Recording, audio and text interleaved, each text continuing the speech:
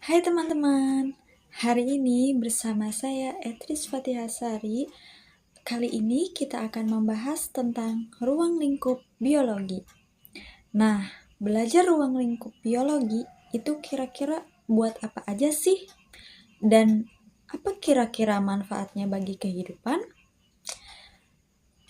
Langsung saja, terdapat 4 ruang pokok bahasan yang akan kita pelajari, yaitu permasalahan biologi pada berbagai aspek biologi, cabang ilmu dalam biologi, manfaat biologi, dan metode ilmiah. Oke, sebagai pengenalan, istilah biologi itu identik dengan ilmu yang mempelajari tentang makhluk hidup. Makhluk hidup ini bertindak sebagai objek biologi. Nah, teman-teman, objek biologi ini mempunyai tingkatan tersendiri yang berurutan nih, dari tingkatan terendah hingga tingkatan tertinggi. Urutan yang pertama yaitu molekul, sel, jaringan, organ, sistem organ, individu, populasi, komunitas, ekosistem, bioma, dan biosfer. Setiap urutan objek biologi memiliki permasalahan tersendiri. Oke, kita bahas satu persatu tingkatannya. Tingkatan yang pertama yaitu molekul. Molekul merupakan bagian pertama yang paling terendah dalam organisasi biologi.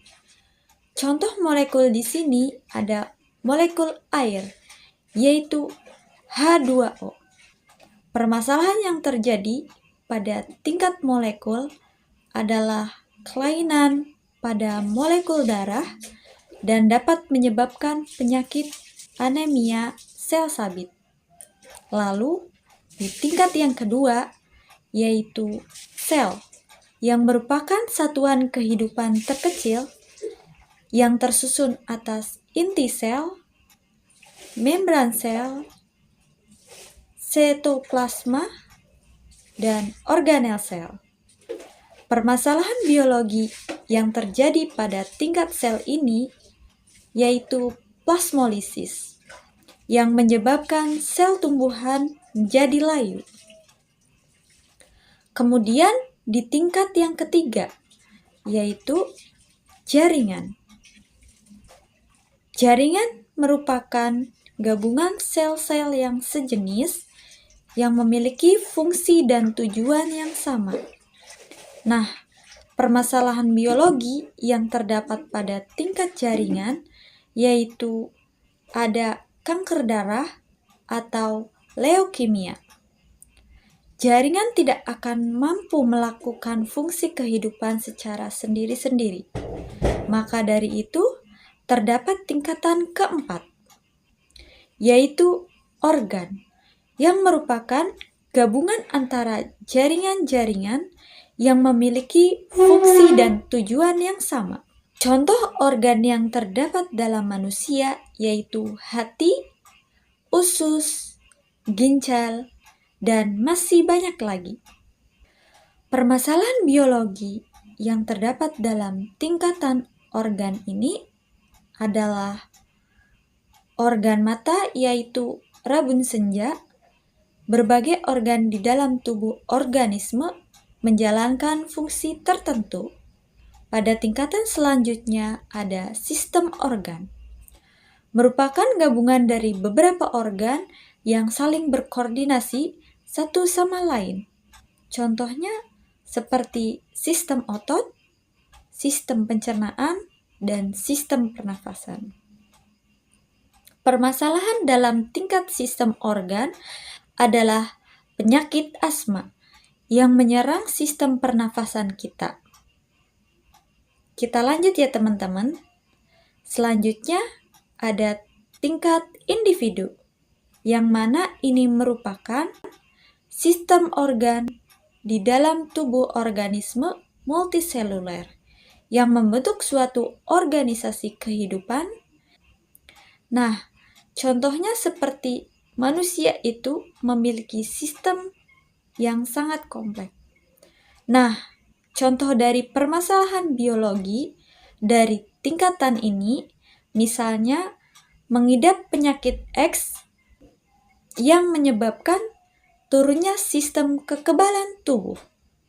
Lalu di tingkat ketujuh, ada namanya populasi, yang merupakan kumpulan individu sejenis yang menempati suatu daerah tertentu. Individu dikatakan sejenis ditandakan apabila bisa mengadakan suatu perkawinan dan menghasilkan keturunan yang stabil. Lalu, permasalahan biologi yang ada pada tingkatan ini, misalnya mengidap penyakit flu burung.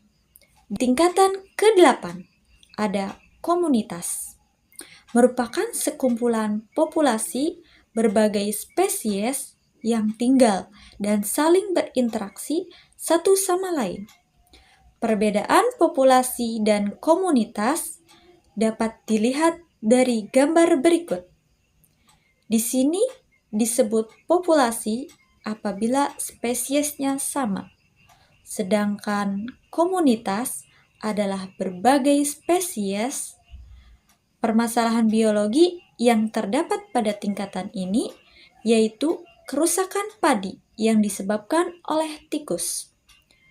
Lanjut ke tingkat yang ke-9, yaitu ekosistem, yang merupakan hubungan timbal balik di antara makhluk hidup dengan lingkungannya. Gambar di samping ini merupakan contoh ekosistem. Permasalahan biologi pada tingkat ekosistem ini, contohnya penebangan pohon secara liar dan dapat menyebabkan banjir. Di tingkatan yang ke-10 yaitu bioma, yang merupakan ekosistem darat dengan skala yang luas. Contohnya ada bioma hutan, bioma gurun, bioma savana. Permasalahan dalam tingkat bioma adalah iklim yang sangat ekstrim, menyebabkan bioma tundra menjadi lebih hangat, sehingga mampu menyairkan cairan es. Tingkat yang ke-11 yaitu biosfer atau ekosistem dunia, yang merupakan seluruh ekosistem yang ada di bumi ini serta atmosfer di lingkungannya.